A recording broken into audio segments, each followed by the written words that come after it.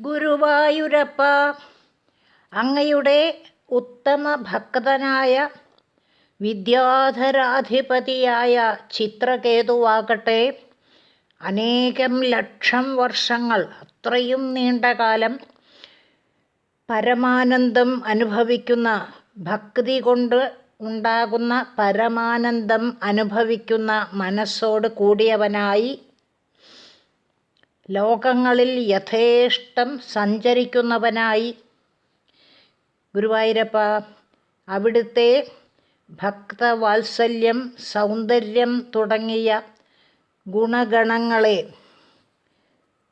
വിദ്യാധര സ്ത്രീകളെ കൊണ്ട് പാടിപ്പിച്ചുകൊണ്ട്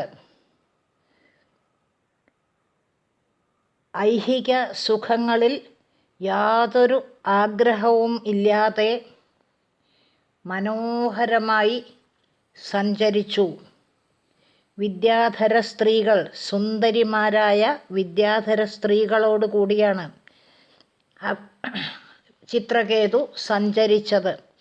അവരെ കൊണ്ട് ഭഗവാന്റെ ഗുണഗണങ്ങളെ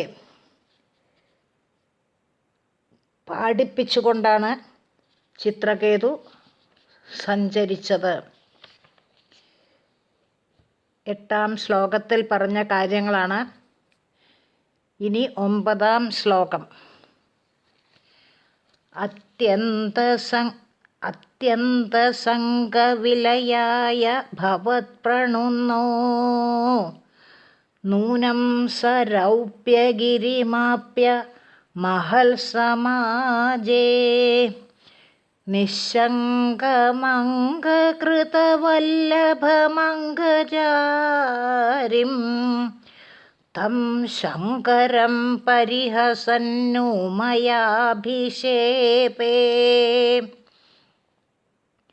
അത്യന്തസംഗവിലയായ ഭവത്പ്രണുന്നോ നൂനം സ രൗപ്യഗിരിമാപ്യ മഹൽ സമാജേ നിശങ്കമംഗകൃതവല്ലഭമംഗജാരിം തം ശങ്കരം പരിഹസന്നു മയാഭിഷേപേ.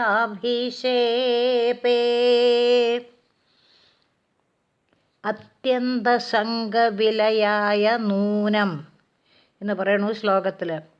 അതായത് വിഷയങ്ങളിലുള്ള ആസക്തി തീരെ നശിക്കാനായിട്ട് തന്നെ ആണ്.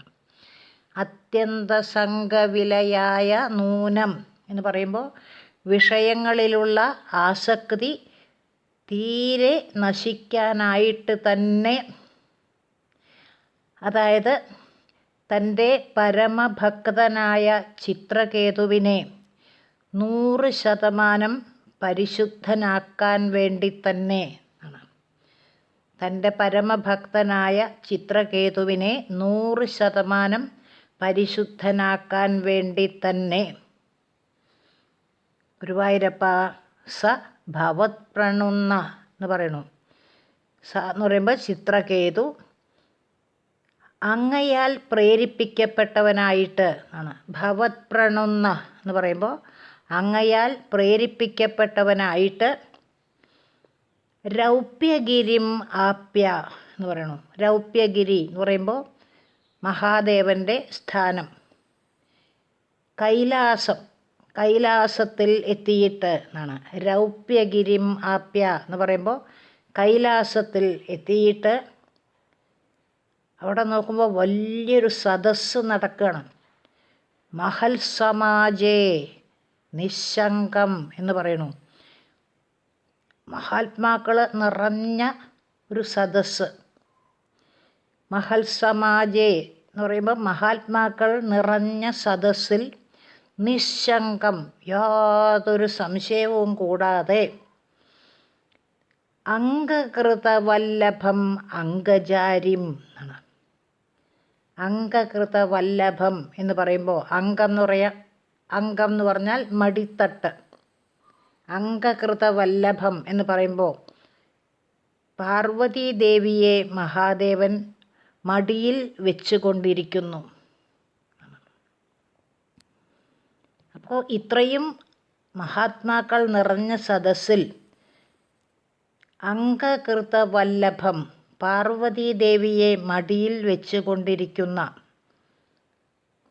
പിന്നെയും മഹാദേവനൊരു വിശേഷം അംഗജാരിം എന്ന് പറയണു. ഈ പാർവതീദേവിയെ മടിയിൽ വെച്ച് കൊണ്ടിരിക്കുന്ന മഹാദേവൻ എങ്ങനെയുള്ള ആളാണ്? കാമഹന്താവാണ്. കാമനെ നശിപ്പിച്ച ആളാണ്. അങ്ങനെയുള്ള അംഗജാരിം എന്ന് പറയുമ്പോൾ കാമഹന്താവായ. അപ്പോൾ പാർവതീദേവിയെ മടിയിൽ വെച്ച് കൊണ്ടിരിക്കുന്നു, അതേസമയം കാമഹന്താവുമാണ് മഹാദേവൻ. അങ്ങനെയുള്ള തം ശങ്കരം, ആ ശങ്കരനെ പരിഹസിച്ചു ചിത്രകേതു. അപ്പോൾ ഉമയാ അഭിഷേപേ ആണ്. ഉമയാഭിഷേപേ തം ശങ്കരം പരിഹസൻ ഉമയാഭിഷേപേ. തം ശങ്കരം പരിഹസൻ ഉമയാ അഭിഷേപേ. ആ ശങ്കരനെ പരിഹസിച്ചിട്ട് പാർവതീദേവിയാൽ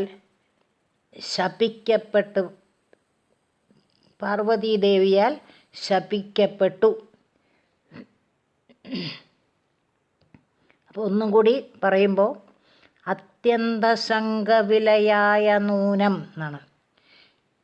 വിഷയങ്ങളിലുള്ള ആസക്തി തീരെ നശിക്കാനായിട്ട് തന്നെ, അതായത് തൻ്റെ പരമഭക്തനായ ചിത്രകേതുവിനെ 100% പരിശുദ്ധനാക്കാൻ വേണ്ടി തന്നെ എന്നാണ്. 100% പരിശുദ്ധനായാലാണ് മോക്ഷത്തിൽ എത്തുന്നത്. അപ്പം അതിനു വേണ്ടിയാണ്. അപ്പോൾ വിഷയങ്ങളിലുള്ള ആസക്തി തീരെ നശിക്കാനായിട്ട് തന്നെ അത്യന്തസംഗവിലയായ നൂനം എന്ന് പറയുമ്പോൾ വിഷയങ്ങളിലുള്ള ആസക്തി തീരെ നശിക്കാനായിട്ട് തന്നെ ഗുരുവായൂരപ്പ അങ്ങയാൽ പ്രേരിപ്പിക്കപ്പെട്ടവനായിട്ട് ഭവത്പ്രണുന്ന എന്നാണ്. അങ്ങയാൽ പ്രേരിപ്പിക്കപ്പെട്ടവനായിട്ട് ഭവത്പ്രണുന്ന എന്ന് പറയുമ്പോൾ ഗുരുവായൂരപ്പനോട് നേരിട്ട് അങ്ങയാൽ പ്രേരിപ്പിക്കപ്പെട്ടവനായിട്ട് ചിത്രകേതു രൗപ്യഗിരിം ആപ്യ കൈലാസത്തിലെത്തിയിട്ട് മഹൽ സമാജെ വലിയ മഹാത്മാക്കൾ നിറഞ്ഞൊരു വലിയ സദസ്സിൽ നിശങ്കം അംഗകൃതവല്ലഭം അംഗജാരിം എന്ന് പറയണു.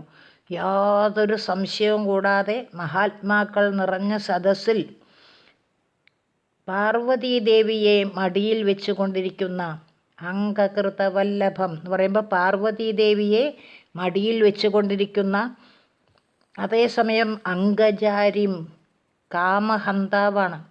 കാമഹന്താവായ, അപ്പോൾ പാർവതീദേവിയെ മടിയിൽ വെച്ചുകൊണ്ടിരിക്കുന്ന കാമഹന്താവായ തം ശങ്കരം പരിഹസൻ ഉമയാ അഭിഷേപേ.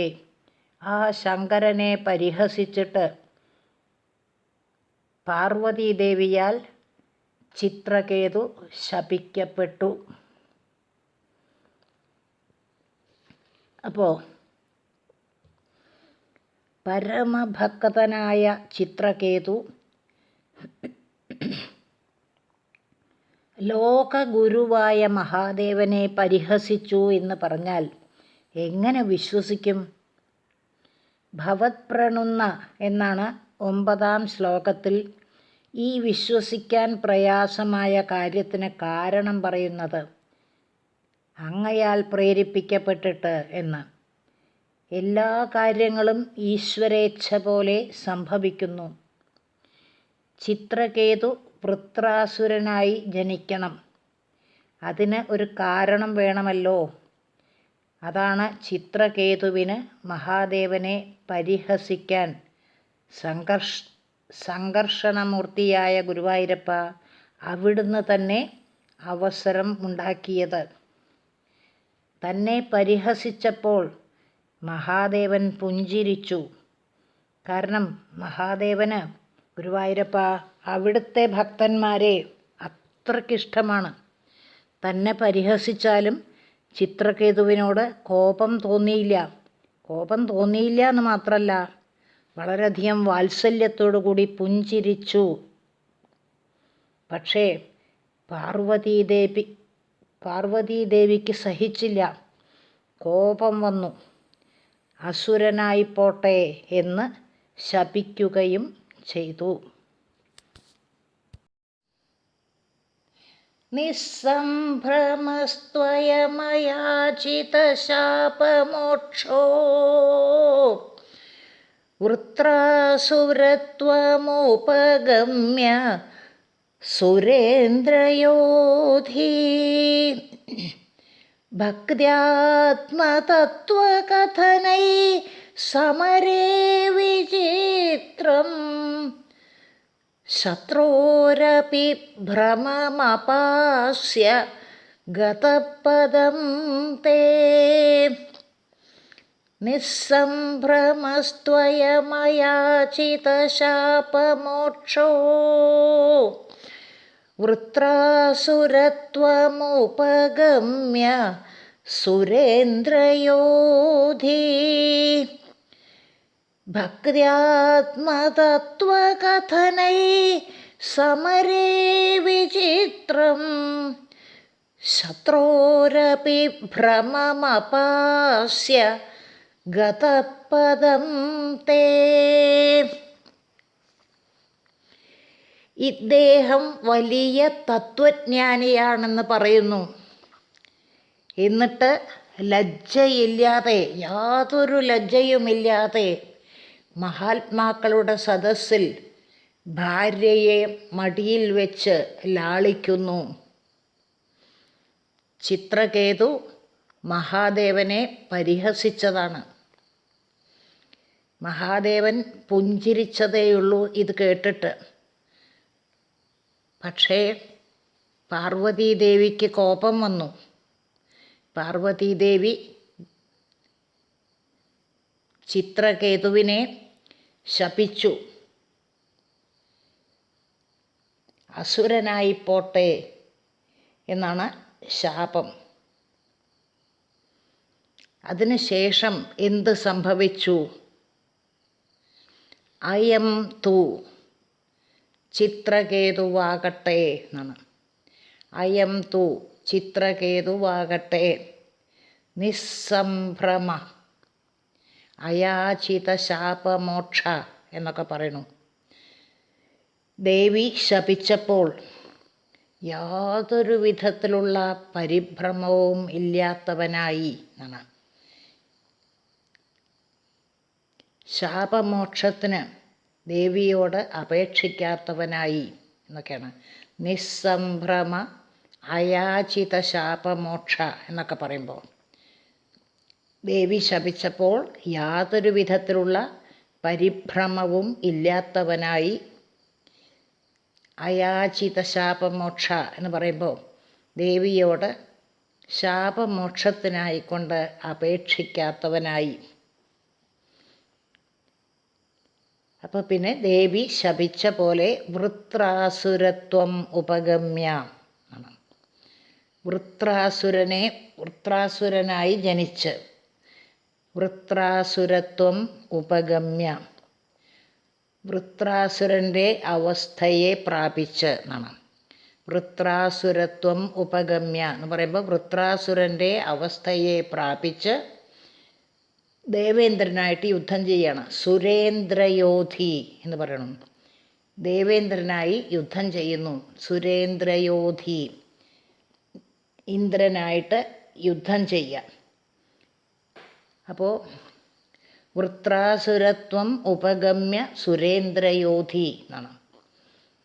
വൃത്രാസുരൻ്റെ അവസ്ഥയെ പ്രാപിച്ച് ഇന്ദ്രനായിട്ട് യുദ്ധം ചെയ്തവനായി. സമരേ, ആ യുദ്ധം ചെയ്തുകൊണ്ടിരിക്കുമ്പോൾ, യുദ്ധത്തിൽ എന്നാണ്. സമരേ എന്ന് പറയുമ്പോൾ യുദ്ധത്തിൽ, അതായത് യുദ്ധം ചെയ്തുകൊണ്ടിരിക്കുമ്പോൾ ഭക്തി ആത്മതത്വകഥനൈഹി, ഭക്തി ആത്മതത്വകഥനൈഹി എന്നാണ്. ഭക്തിയുടെയും ആത്മതത്വത്തിൻ്റെയും ഉപദേശങ്ങൾ ദേവേന്ദ്രന് കൊടുത്തുകൊണ്ട് എന്നാണ്. ഭക്തി ആത്മതത്വകഥനൈഹി എന്ന് പറയുമ്പോൾ ഭക്തിയുടെയും ആത്മതത്വത്തിൻ്റെയും പരമമായ തത്വങ്ങൾ, അതാണ് ആത്മതത്വത്തിൻ്റെയും ഉപദേശങ്ങൾ ദേവേന്ദ്രന് കൊടുത്തുകൊണ്ട് ശത്രോഹോ അപി ഭ്രമം അപാസ്യ എന്ന് പറയണു.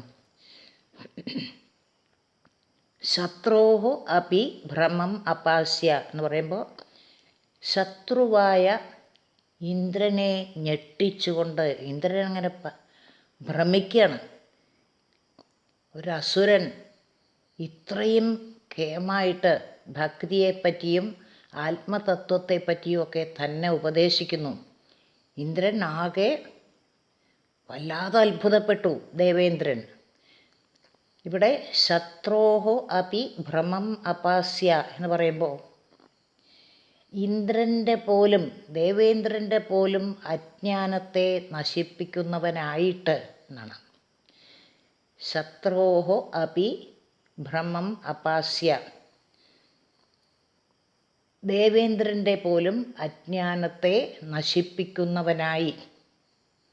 ഗുരുവായൂരപ്പ തേ പദം ഗത, അങ്ങയുടെ സ്ഥാനത്തെ പ്രാപിച്ചു.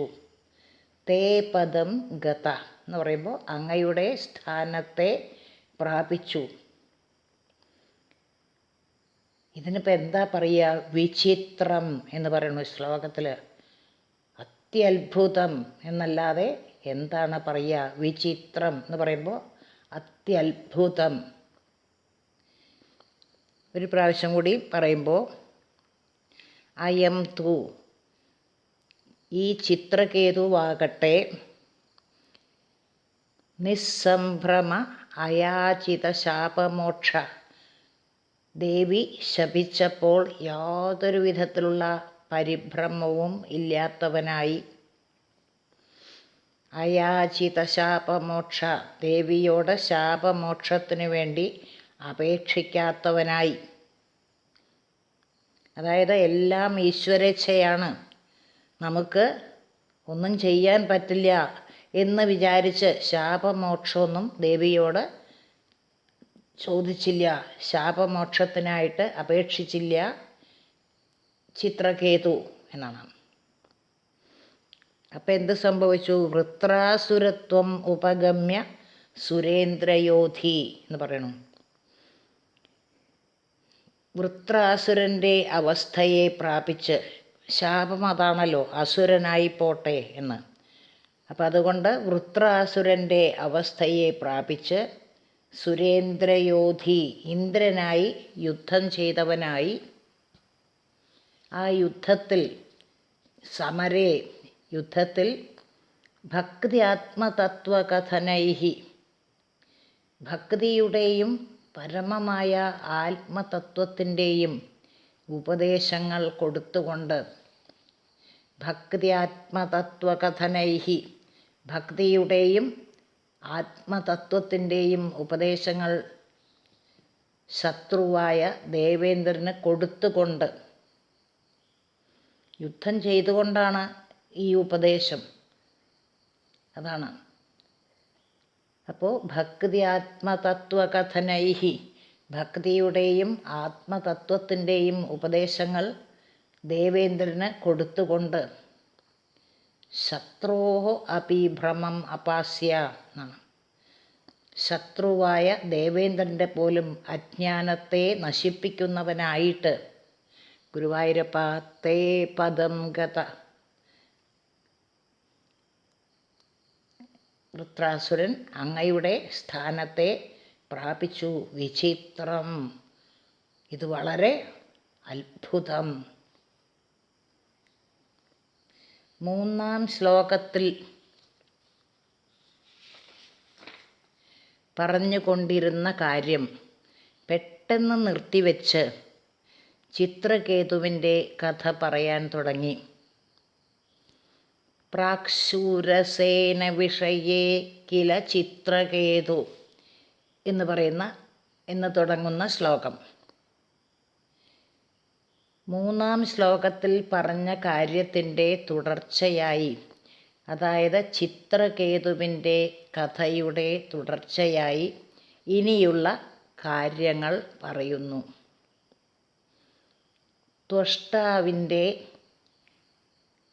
ത്വഷ്ടാവ് എന്ന് പറയുമ്പോൾ അദിതിയുടെ പുത്രൻ, ദക്ഷപുത്രിയായ അദിതിയുടെ പുത്രനായ ത്വഷ്ടാവിൻ്റെ അസുര സ്ത്രീയിൽ ജനിച്ച പുത്രൻ വിശ്വരൂപൻ.